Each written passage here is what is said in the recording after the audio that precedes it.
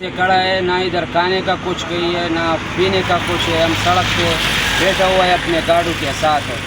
कल से ये लाश दो दिन हो गया, लाश पड़ा हुआ है दो। ना कोई मोटरवे वाला कुछ करता है, ना हमारा गवर्नमेंट कुछ करता है, कोई चीज़ भी नहीं है। गवर्नमेंट को बोलता है कि हम बड़े गाड़ियों का क्या मुसीबत है, नहीं इसने बंद किया है रोड, इसको खोल दो, हमारे को बहुत तकलीफ है, उनका मसला हल करो। हमारे साथ क्या है, इसने हमारे को बंद किया है। गवर्नमेंट आ जाए, इसके साथ बैठ के मशवरा कर ले।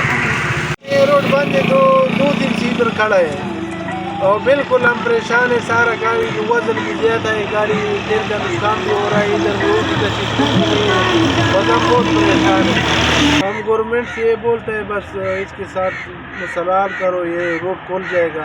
हमारा तो बहुत तकलीफ है, सारे ड्राइवर लोग तकलीफ गाड़ी खड़ा है।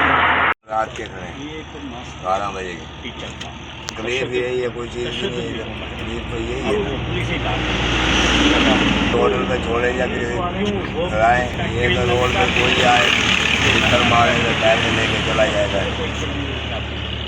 और मैं रास्ता खुलवाया अपना, लाश को उठाएं जिधर भी ले जाएं। ये गाड़ी वाले तो नहीं उठाने ना, जिसका भी है उसका फैसला करें।